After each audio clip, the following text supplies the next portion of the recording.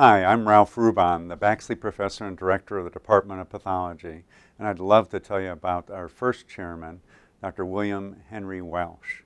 Dr. Welch was born in Connecticut to a family of physicians, but the family was by no means wealthy. In fact, his mother was born in a log cabin. Dr. Welch excelled as a young student and at the age of 16 entered Yale College, where again he was just simply a brilliant student. In fact, one of his friends said that learning was as easy as breathing for William Welch. After graduating from college, and in college he focused or majored in the classics and studied Greek and religion. After graduating, his goal was to become a Greek professor teaching Greek at Yale, but there were no positions available for him. So for a year he tutored school children, and as Flexner said in his biography of Welch, everything looked so bleak and dark for Welch that he was left with no choice but to follow in the family business and become a physician. Welch then went to the College of Physicians and Surgeons in New York. The College of Physicians and Surgeons in New York was not the same school back then that it is today. In fact, there were really no admission standards. All you had to do was pay tuition and you were accepted to the school. Welch excelled in medical school, graduated after 3 years, and then did what is equivalent to an internship at Bellevue. After finishing that internship year, he essentially had gotten all the training that one can get in the United States. He was at the peak, if you will, of American medicine. He therefore went to Europe, where he wanted to study and become a physician scientist. The contrast was amazing. In New York, he was at the top of his field, a brilliant student. When he arrived in Europe, von Recklinghausen rejected him because he didn't know enough histology. Nonetheless, Welch persevered. He studied with Cohenheim, Waldeyer, and other great European scientists. In Europe, a remarkable thing happened. He met John Shaw Billings, who was in Europe looking for the future leaders of Johns Hopkins. The two of them met in Rathskeller under the painting of Faust making his deal with the devil. And they sat there and they talked about their shared dream, their shared vision of applying science to medicine.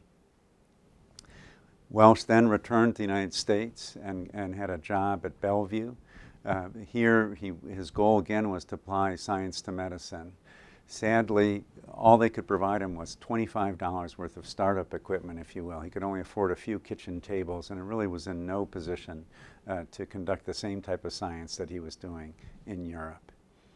He persevered, and in 1884, John Shaw Billings offered him the job at Johns Hopkins. Welch was the first professor in the School of Medicine. He became the director of pathology, and he forever changed American medicine through his work at Hopkins. At Hopkins, in the research lab, he started the pathology research lab, and it was an incredible thing. Young physician scientists joined the lab, and they were inspired by Welch, merely by his presence and his vision of science applied to medicine. Many of them conducted independent research and went on to great careers, becoming department chairs, deans, and other leaders in American medicine.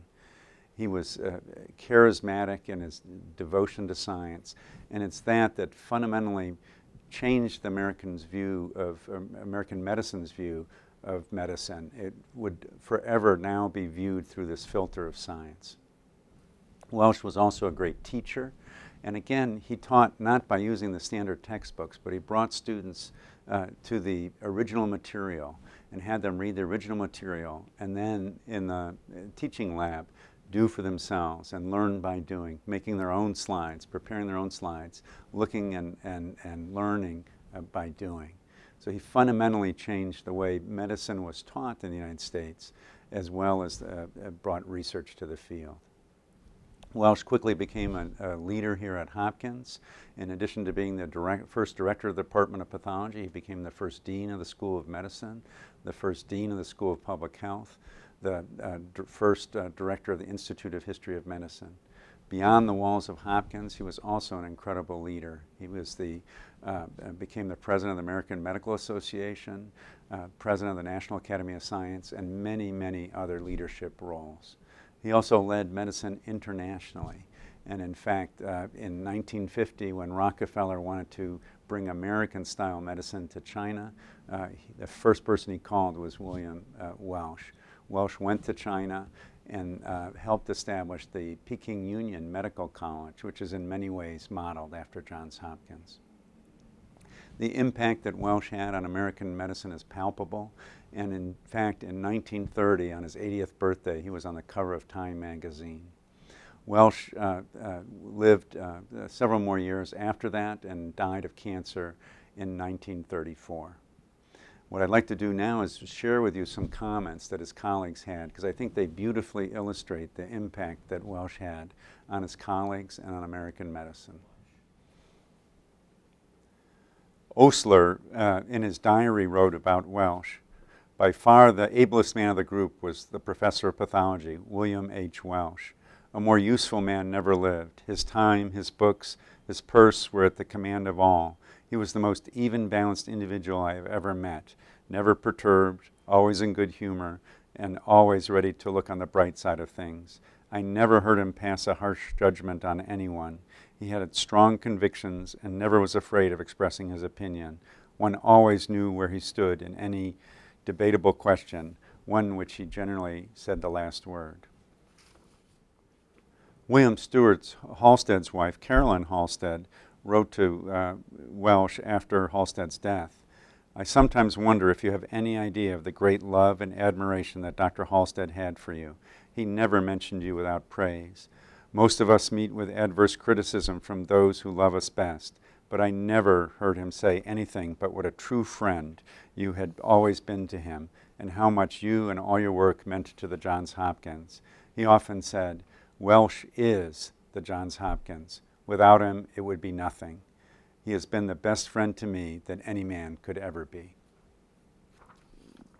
Lauriston Schaaf, Welch's classmate and roommate at Yale, wrote to Welch, "I feel that I ought to try to express my indebtedness for all the kindness with which you always manifested towards me, the pure example you set, but more than all for the patience with which you endured my many annoying practices and habits. Billy, I feel now more deeply than ever the truth of what I have often said to others, if not to you, that I was utterly unworthy such a chum as yourself. I often pitied you to think you were compelled to room with me. You're inferior in ability, dignity, and every good and noble quality." These quotations I wanted to share with you because I think they beautifully capture the spirit of William Henry Welch. They showed what a kind individual he was, what an immensely talented individual he was, and the impact he had around those around him.